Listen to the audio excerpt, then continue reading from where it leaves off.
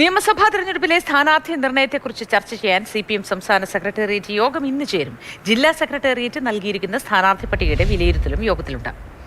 Rahul G Nath വിശദാംശങ്ങളുമായി ചേരുന്നുണ്ട്. Rahul G Nath, good morning. എപ്പോഴാണ് യോഗങ്ങൾ നടക്കുക? ഈ പട്ടികയുടെ കാര്യത്തിൽ എന്ത് തീരുമാനമായിരിക്കും ഉണ്ടാവുക? വിശദാംശങ്ങൾ എന്ത് രാഹുൽ? എന്തായാലും നിർണായക CPM സെക്രട്ടേറിയറ്റ് യോഗമാണ് ഇന്ന് ചേരുന്നത്. കാരണം സ്ഥാനാർത്ഥി നിർണയത്തിലുള്ള അന്തിമ തീരുമാനങ്ങൾ കൈക്കൊള്ളേണ്ടത് ഇന്നാണ്.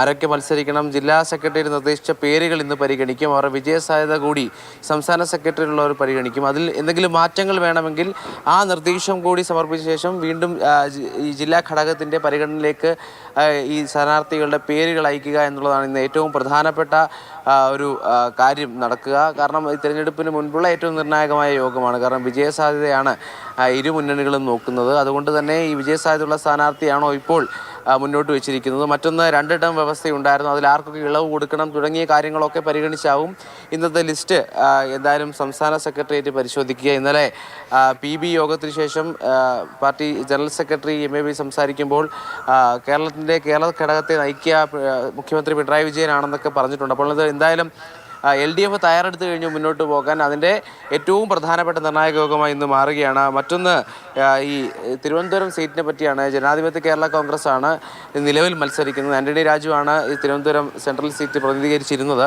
ഇപ്പോൾ എന്തായാലും അത് CPM ഏറ്റെടുക്കുമോ എന്നുള്ള ചോദ്യമുണ്ട്. കുറേ കാലമായി അത് CPM ഏറ്റെടുത്ത് നല്ലൊരു സ്ഥാനാർത്ഥിയെ നിർത്തിയാൽ കുറച്ചുകൂടി നന്നാകും എന്ന തരത്തിലുള്ള വലിയ ചർച്ചകളുണ്ടായിരുന്നു. അപ്പോൾ അത്തരത്തിൽ CPM ആ സീറ്റ് ഏറ്റെടുക്കുമോ എന്നുള്ള ചോദ്യം വലിയ വിഷയമായി മുന്നിൽ നിൽക്കുകയാണ്. മറ്റൊന്ന്, മന്ത്രി വീണ ജോർജിൻ്റെ വിഷയത്തിൽ ഇനി കൈക്കൊള്ളേണ്ട പ്രതിഷേധ പരിപാടികൾ എങ്ങനെയാണ് തുടങ്ങിയ കാര്യങ്ങൾ കൂടി ഔദ്യോഗികമായി ഏതെങ്കിലും തരത്തിൽ പ്രതിഷേധവുമായി മുന്നോട്ട് പോകണമോ, എന്ത് നിലപാടിലാണ് ഇനി മുന്നോട്ട് പോകേണ്ടതെന്ന തീരുമാനം കൂടി കൈക്കൊള്ളും. അപ്പോൾ സ്ഥാനാർത്ഥി നിർണയം, ഒപ്പം ചില സീറ്റുകളുമായി ബന്ധപ്പെട്ട് വെച്ചുമാറലുകൾ, മുന്നണിയുമായി ബന്ധപ്പെട്ട ഉപേക്ഷിച്ച ചർച്ചകൾ എങ്ങനെ മുന്നോട്ട് കൊണ്ടുപോകണം, അങ്ങനെ ആർക്കൊക്കെ ഏതൊക്കെ സീറ്റ് നൽകണം, ഏതൊക്കെ സീറ്റിൽ മത്സരിക്കണം, ഏതൊക്കെ സ്ഥാനാർത്ഥികളാകണം, അപ്പോൾ വീണ ജോർജിൻ്റെ വിഷയത്തിലെ പ്രതിഷേധം അതെങ്ങനെ മുന്നോട്ട് കൊണ്ടുപോകണം തുടങ്ങിയ വിഷയങ്ങളിലാകും ഇന്ന് CPM സെക്രട്ടേറിയറ്റ് തീരുമാനമെടുക്കുക.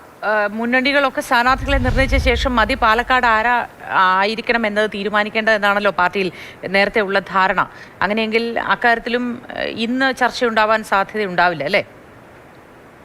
ഇതിൽ അന്തിമമായ തീരുമാനം പുറത്തുവിടുന്ന ആ ഘട്ടത്തിലായിരിക്കും എന്ന് തന്നെയാണ് നമ്മൾ മനസ്സിലാക്കുന്നത്. കാരണം പല പേരുകൾ അവിടെ പരിഗണനയിലുണ്ട്. അപ്പോൾ ഈ പറയുന്നത് പോലെ ഉള്ളറകളിൽ ചർച്ചകൾ സജീവമായി തന്നെ നടക്കും. പേരുകൾ പരിഗണിക്കും. അതിൻ്റെ വിജയസാധ്യതകൾ പാലക്കാട് ഇത്തരത്തിൽ പാലക്കാട് നിന്നുള്ള പ്രതിനിധികൾ അതുമായി ബന്ധപ്പെട്ടുള്ള ആശയവിനിമയം നടത്തും.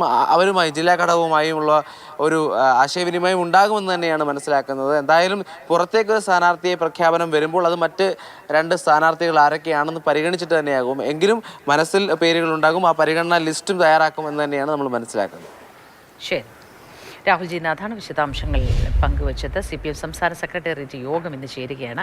എന്തൊക്കെ കാര്യങ്ങളായിരിക്കും യോഗത്തിൽ ചർച്ചയ്ക്ക് വരിക തുടങ്ങിയ കാര്യങ്ങളാണ് രാഹുൽ പങ്കുവച്ചത്.